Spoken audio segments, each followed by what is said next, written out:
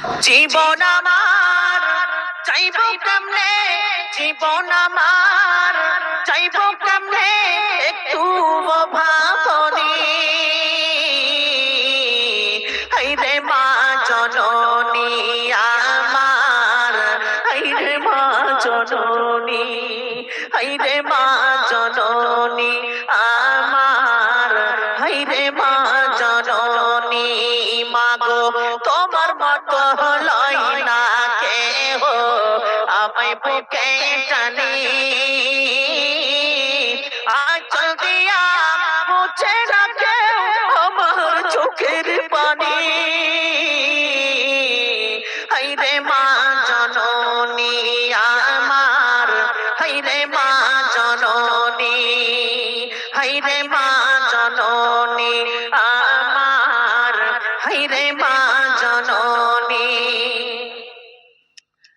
অনাদার কাটে মাগো আমার এই জীবন, ভাগ্যের দোষে রইল বাবা তুরেতে এখন। অনাদার কাটে মাগো আমার এই জীবন, ভাগ্যের দোষে রইল বাবা তুরেতে এখন। তুমিও নাই বাবাও নাই, তুমিও নাই বাবাও নাই, দুঃখী আমি এমনি। হাইরে মা জননী আমার, হাইরে মা জননী। মাগো তোমার মতো লয় না কেহ, আমায় বুকে টানি। আঁচল দিয়া মুছে না কেউ আমার চোখের পানি। হাইরে মা জননী আমার, হাইরে মা জননী, হাইরে মা জননী আমার, হাইরে মা জননী। উপস্থিত বাম দিকের ভাইয়েরা সামনে এসে বসুন, জায়গা খালি আছে, দাঁড়িয়ে না থেকে সামনে এসে বসুন। উপস্থিত আজকের এই মঞ্চের যোগ্যতম সভাপতি মহাশয়, অন্যান্য উলামায়ে ইজম, হাজিরান মজলিস, পর্দার অন্তরালে অবলা সরলা জ্ঞানবতী যুবতী মা ও খালা ও আমার সুন্দরী তরুণী বোনেরা, সমস্ত তারিফ, সমস্ত প্রশংসা, সমস্ত গুণগান, সমস্ত গুণ কীর্তন সেই মহান আল্লাহ তাবারক ওয়া তাআলার জন্যই, যিনি একক, এক নয়, এক নয়, একক ও দ্বিতীয় সত্যম সুন্দরম বিশ্বজাহানের বাদশা, যার হাতে শক্তি ও শক্তি, যার হাতে জীবন ও মরণ।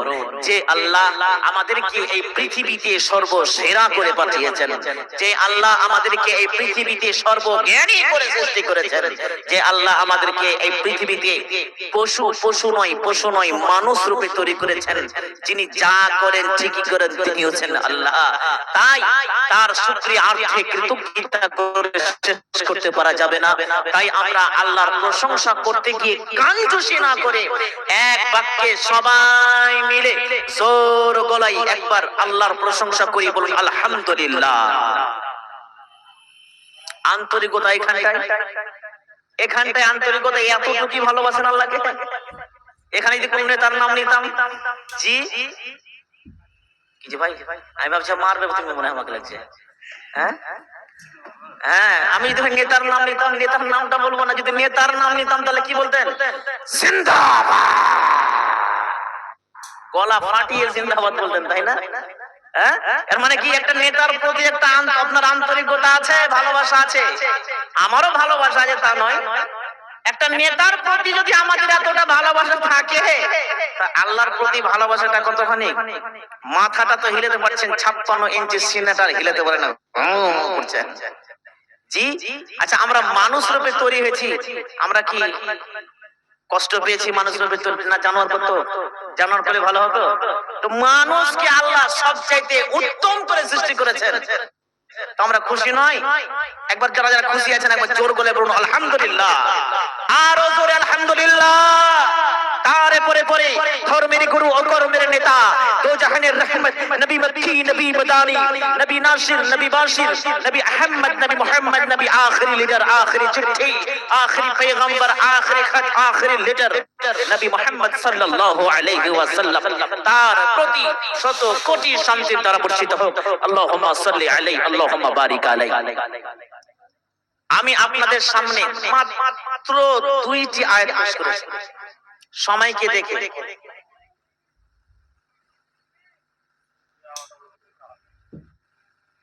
আচ্ছা, সময়কে দেখে মাত্র 2টি আয়াত পেশ করেছি। এই আয়াতগুলোকে কেন্দ্র করে আমার যতটুক শক্তি আমার আল্লাহ আমাকে দিয়েছেন, সমস্ত জ্ঞানকে, সমস্ত শক্তিকে উজাড় করে দিয়ে আপনাদেরকে কিছু দিতে চাই, সামান্য কিছু দিতে চাই।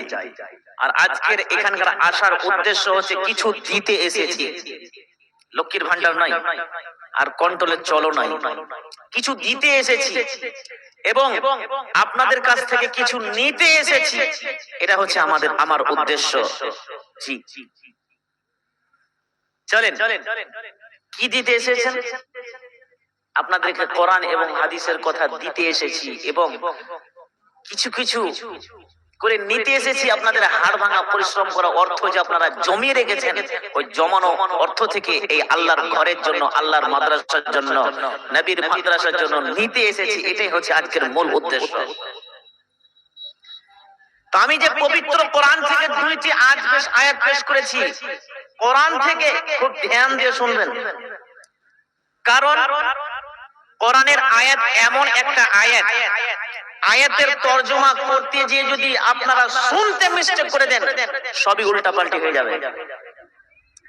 তার আগে বলি, একটা ঘটনা বলে দিচ্ছি। তার আগে, বক্তব্য শুরু করার আগে একটা ঘটনা বলে দিই। এক পাগল, মনে করেন এক পাগল চলে গিয়েছে কোথায়? ঘাস কাটতে। হরিহারা মাদ্রাসার জালসা শুনতে এসে একটা 10 টাকা দামের চশমা পড়েছে, ওই সবুজ রঙের চশমা কিনেছে, আর ওই চশমা পরে চলে গেছে ঘাস কাটতে। আর চশমাটা পরে আগা দিকে লেয়ার খায়ার যা দেখতে পেয়েছে সব সবুজ দেখতে পেয়েছে মনে করেন। তো মাঠে যেয়ে দেখছে বড় বড় সাদা সাদা খেয়ার, ওগুলোকে সবুজ দেখছে। আরে বাপরে, কালকে দেখে এলাম, দেখতে এই যে ঘাস কাটতে এসে দেখছি যে একটাও ঘাস নাই, আজকে এত বড় বড় ঘাস কোথা থেকে এলো? হ্যাঁ, সবই তো সবুজ লাগছে। ও কি করেছে বান্দা, চোখে চশমা পরে সবুজ সবুজ ঘাস, ওই খেয়ার কেটে, সাদা সাদা খেয়ার কেউ কেটে নিয়ে বাড়ি চলে গেছে। ওকে তো সবুজ লাগছে দেখে। গরুকে খেতে দিচ্ছে, গরু খাই না, গরু ঘাস খেয়েও বেঁচে, যেগুলো খেয়ার খাবে। এত সুন্দর সবুজ ঘাস তুই খাবি না মানে? তখন তারা কি করে দেখছে, আচ্ছা এই চশমার তাহলে পাওয়ার, এই চশমার তারা কামাল। তাহলে কি করলো, ওই চশমাটা খুলে এবার গরুর চোখে পড়িয়ে দিয়েছে। আর যেমন চোখে পড়িয়েছে তখন দেখছে সবুজ ঘাস আর খেতে শুরু করে দিয়েছে। হ্যাঁ, তো ওই রকমই যারা দাঁড়িয়ে আছেন ভাই, আপনাদের চশমা খানটা ওদেরকে লাগিয়ে দেন, তাহলে দেখতে পাবে যে হ্যাঁ কোনখান ফাঁকা আছে, বসে যাবে। এখন দেখতে পাই না যে কোথায় ফাঁকা আছে। আপনারা যে চশমাটা পরে আছেন ওই চশমাটা ওদেরকে লাগিয়ে দেন যারা দাঁড়িয়ে আছে। আল্লাহু আকবার। আদারটা মানুষের পাছায় নেই ফোড়া হবে যে ভাই, সবটারই হবে থোড়ি। 1000 মানুষের মধ্যে 5 জনেরই হলো। এই দেখেন, ইতিহাস খারাপ করে না, সব কেউ একজন পালিয়ে গেল। ইতিহাস কেউ খারাপ করতে চায় না ভাই। জীবনে আমার দাদু কোনোদিন জালসায় বসেনি, তো আমি কেন বসবো? ইতিহাস খারাপ করবে না। আমার বাপ জীবনে কোনোদিন জালসায় বসেনি, তো আমি কেন বসবো? পালিয়ে যাও তাও বলে ওই বসবো না, পালিয়ে গেল। তো ইতিহাস এমন জিনিস। তো ভাই বসে যান দয়া করে, আল্লাহর ওয়াস্তে আপনাদেরকে আল্লাহর জন্য খুব ভালোবাসি। আজকে খুব সুন্দর বয়ান হবে ইনশাআল্লাহ। বসেন জি, আসেন বসেন। তো এবার চলেন পবিত্র কোরআনের ভাষা ধ্যান দিয়ে শোনেন, তার কারণ পবিত্র কোরআনের ভাষা এমন একটা ভাষা, আপনি শুনতে যদি মিস্টেক করেন তাহলে সবই চলে গেল। নদিয়া বলে একটা জায়গা আছে, আপনারা শুনেছেন? জায়গা নদিয়া জেলা। জি, নদিয়া জেলাতে এক জায়গায় প্রোগ্রাম করতে 3টা প্রোগ্রাম করেছি, আবার আর কয়েক দুটো আছে না, আর একটা আছে মনে হয়। তো ওই নদিয়া জেলাতে একটি প্রোগ্রাম করছিলাম একখান জায়গায় মদ সম্পর্কে। কি সম্পর্কে? মদ সম্পর্কে ইঙ্গিত পেয়েছিলাম যেখানে মদ সম্পর্কে বক্তব্য রাখেন মাওলানা। আর মদ সম্পর্কে বক্তব্য রাখতে যে একটা উদাহরণ দিয়েছিলাম যে এক পর্যায়ে মদ খাওয়া যায়। কিছু মাল করে বসেছিল, বলে সুবহানাল্লাহ, এতদিন পর একটা বক্তা এসেছে পারফেক্ট।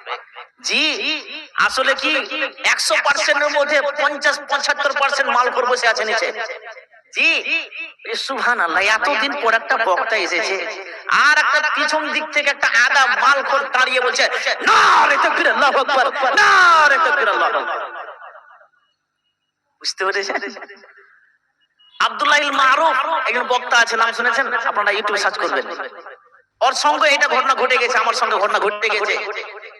উনি বক্তব্য রাখতে রাখতে উনি বলছিলেন যে জান্নাতে 4টি নদী আছে। কয়টি? আরে কথা বলুন, কয়টি? 4টি। কিসের কিসের? পবিত্র কোরআন দলিল। একটি হচ্ছে পানির নদী, একটি হচ্ছে মধুর নদী, একটি হচ্ছে দুধের নদী, আর একটি হচ্ছে মদ।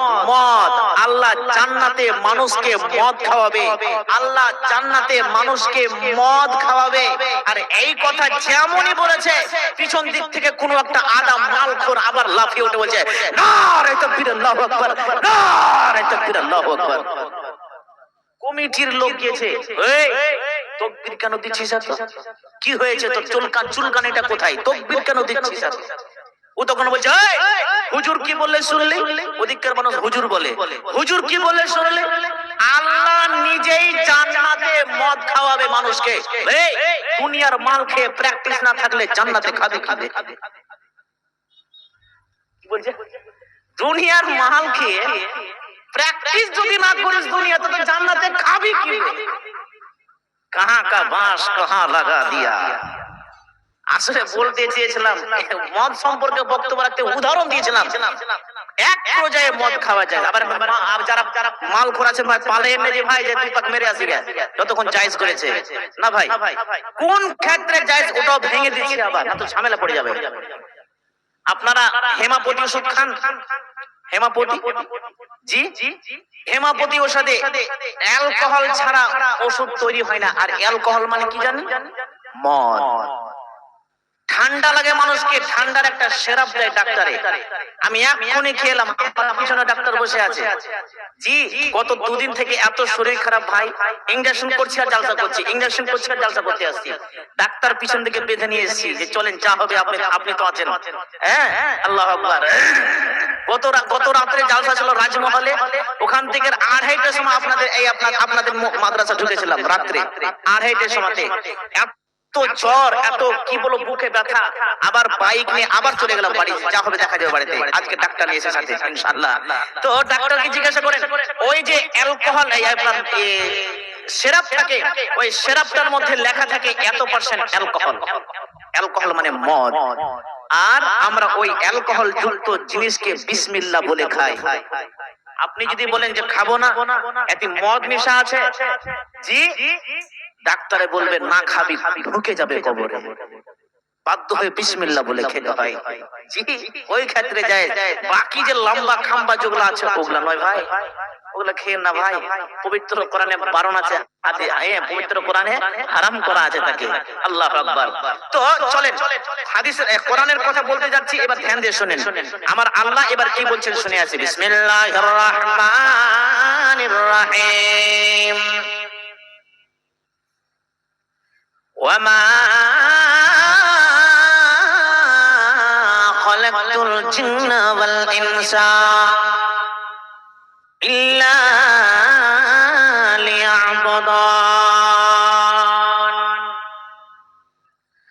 আমার আল্লাহ বলছেন, রে পৃথিবীর মানুষেরা শুনে নাও, শুনে নাও, আমি তোমাদেরকে পৃথিবীতে সৃষ্টি করেছি, পৃথিবীতে পাঠালাম, তোমাদেরকে আমি পৃথিবীতে পাঠালাম। এই পর্যন্ত ধরে রাখেন। আল্লাহ কি বলছেন? আমি তোমাকে পাঠালাম। এখানে একটা কোশ্চেন বাচক আসবে, কোশ্চেন বাচক। আল্লাহ বলছেন পাঠালাম, কেন পাঠালেন? মানুষ যেই কাজটা করে সেই কাজের পিছনে একটা না একটা উদ্দেশ্য থাকা চাই। আজকে প্যান্ডেল রয়েছে, আমি রয়েছি এখানে, স্টেজে অনেকগুলো ওলামা ইকরাম রয়েছেন, আপনারা রয়েছেন, সবাই কি পাগল? জি না। আর উদ্দেশ্য বিহীন হচ্ছে পাগলের কাজ। পাগল হাসে, পাগল গান গায়, পাগল কথা বলে, পাগল নাচে, পাগল গালি দেয়, পাগলকে ধরে জিজ্ঞাসা করেন এগুলো করছো কেন? পাগল কিছুই বলবে না, তার কারণ পাগলের কোনো উদ্দেশ্য থাকে না। জি দেখেন আল্লাহ কি বলছেন, আল্লাহ কেন সৃষ্টি করলেন, কেন? আল্লাহু আকবার। আল্লাহ বলছেন ইল্লা লিয়াবুদুন, আমি তোমাদেরকে সৃষ্টি করেছি একটাই উদ্দেশ্য, সেটা হলো ইল্লা লিয়াবুদুন, তোমরা আমার ইবাদত করো। জি আপনাদেরকে দুটো আমল দিচ্ছি, দুটো জিনিস দিচ্ছি, আপনারা নিয়ে বাড়ি যাবেন। প্রত্যেক দিন যদি না হয়, মাসে 4 বার 5 বার আল্লাহকে গভীর রাত্রে উজু করে রাত্রে ঘুমাবার সময়তে গভীর রাত্রে আপনাকে আল্লাহকে আপনি প্রশ্ন করবেন দুইটি কথা। কি? আমি কে, আমি কেন,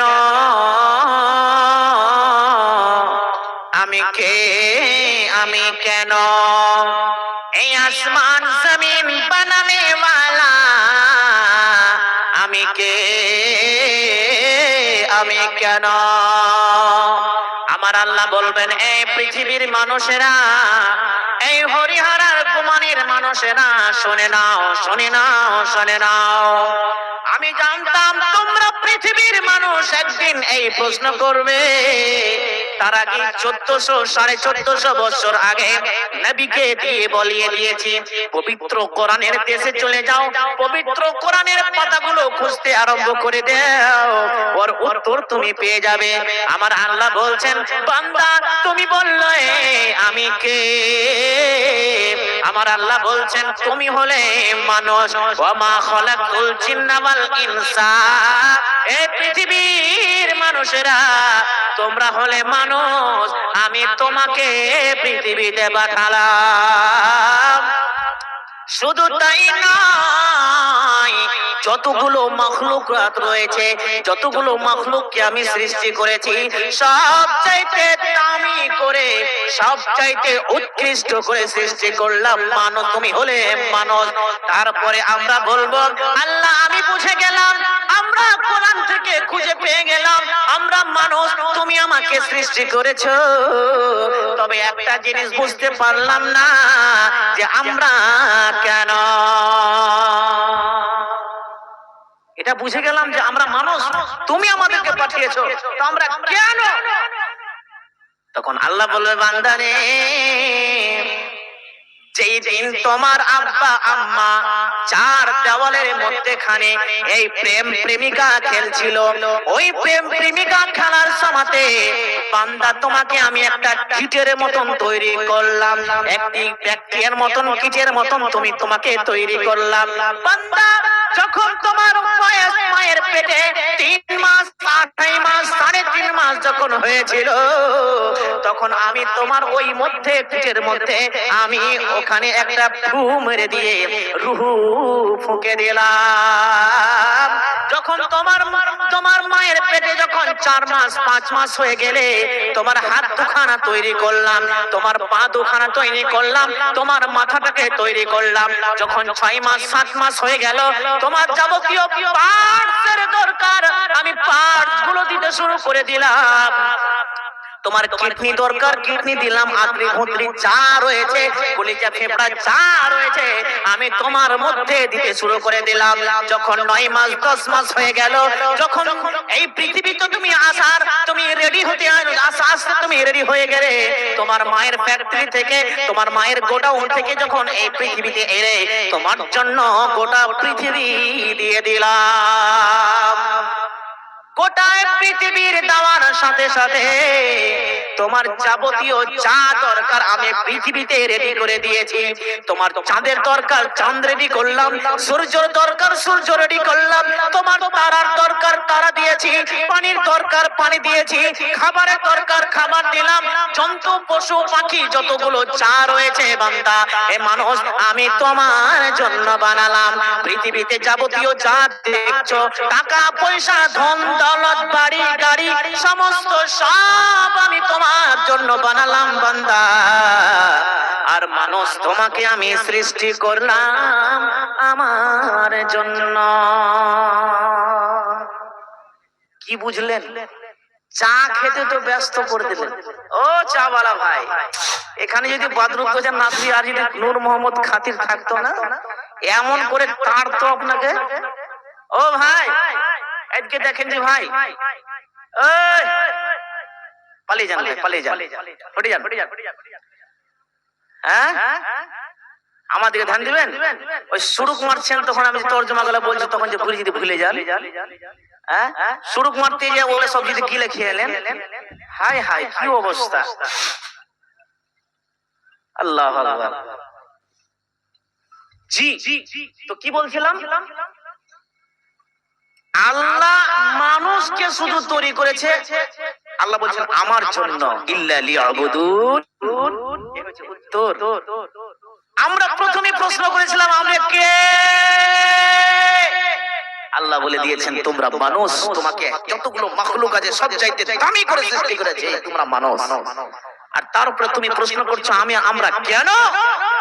যাবতীয় যা দরকার আমি তোমাকে দেওয়ার পরে মানুষ তোমাকে আমি সৃষ্টি করেছি, তোমরা হচ্ছে আমার জন্য, তোমরা আমার খিদমত করবে, তোমরা আমাকে মানবে, আমার রাস্তায় চলবে, আমি যেটা বলেছি সেটা তুমি পালন করবে, আর আমি যেটাতে বাধা দিয়েছি সেটা তুমি হেঁটে যাবে।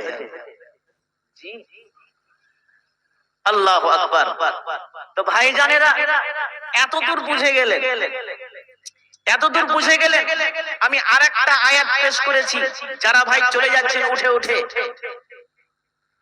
এখানে থাকা অবস্থায় আপনাদের কিন্তু ইজ্জত কমে যায় না, যে এখানে বসে থেকে ফালতু ইজ্জতটা কমে গেল। মেলাটা ঘুরতাম তো খুব ভালো হতো, মেলাটা ঘুরতাম তো খুব ভালো হতো। আর মেলাতে যতগুলো ছোড়া ঘুরছে মনে করেন ওরা বলছে আজকের জালসা মেলা ঘুরেই কামিয়াব, আর বাকি যে স্টেজে বসে আছে ওরা সব বোকা, ওরা মনে করে সব বোকা, আর আমরা সব বোকা নাকি? ইজ্জতের মালিক কে ভাই? কে? আল্লাহ। আচ্ছা রাগ করছেন, বিরক্ত হচ্ছেন? আল্লাহ আকবার। জি তো ইজ্জতের মালিক হচ্ছে আল্লাহ। আমরা এই আয়াতের তরজমা পবিত্র কোরআনের মধ্যে বলা হয়েছে ওয়া তুইজ্জু মান তাশা ওয়া তুযিল্লু মান তাশা। এই আয়াতের তরজমা ওলামারা এটাই করে, আল্লাহ চাইলে মানুষকে ইজ্জত দেয়, যাকে ইচ্ছা ইজ্জত দিবে আর যাকে ইচ্ছা জলিল করবে। আল্লাহ যাকে ভালোবাসবে, যাকে চাইবে আল্লাহ তাকে বড় করবে, বাদশা করবে।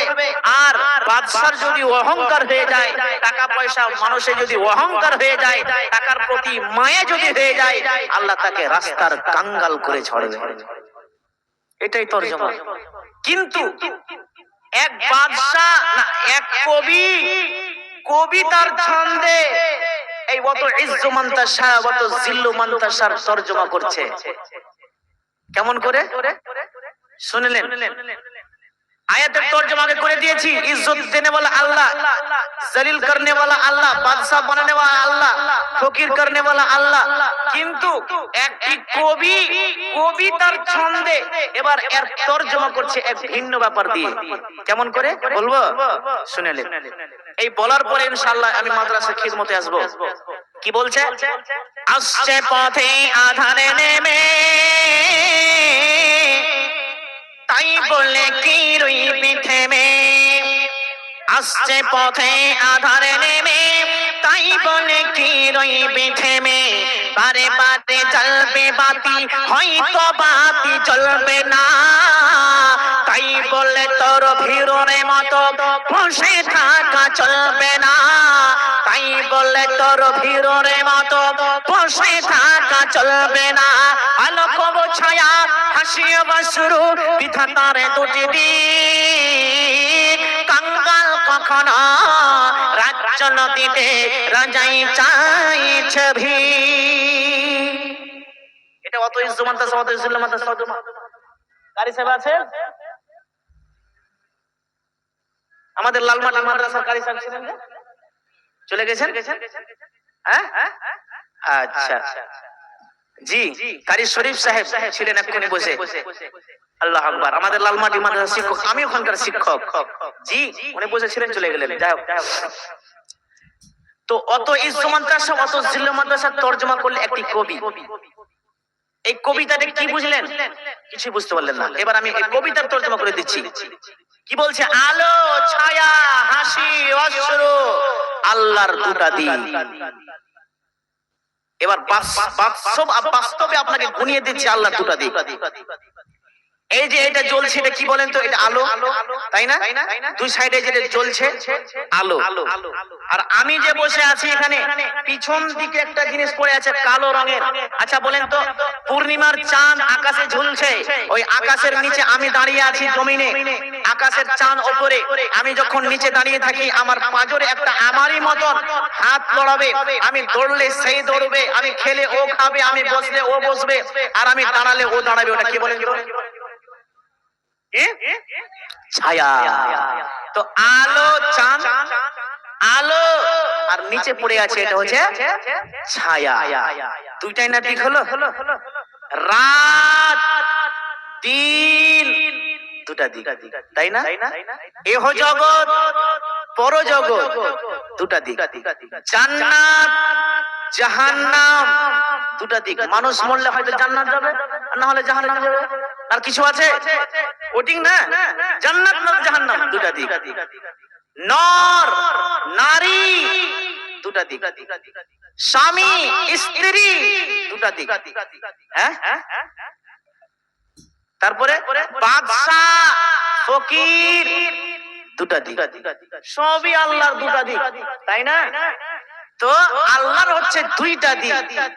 চলেন এটাকে আবার বাস্তবে কত সুন্দর করে ঘটনা দিয়ে বুঝিয়ে দিই, তাহলে বুঝে যাবেন ইনশাআল্লাহ। এই ঘটনার পরেই এবার আমি মাদ্রাসার দিকে আসবো। একটি গ্রামে দুইজন স্বামী স্ত্রী খেতে বসেছে। খুব সুন্দর ঘটনা বলতে যাচ্ছি, শুনেন। খুব দামি ঘটনা, বিশেষ করে মা খালাদের জন্য খুব দামি ঘটনা। দুইজন স্বামী স্ত্রী খেতে বসেছে, মাংস দিয়ে ভাত খাচ্ছে সেই সময় দুপুর বেলাতে। আর সেই সময় একটি ফকির দরজার কাছে এসে ভিক্ষা চাইছে। খেতে দাও।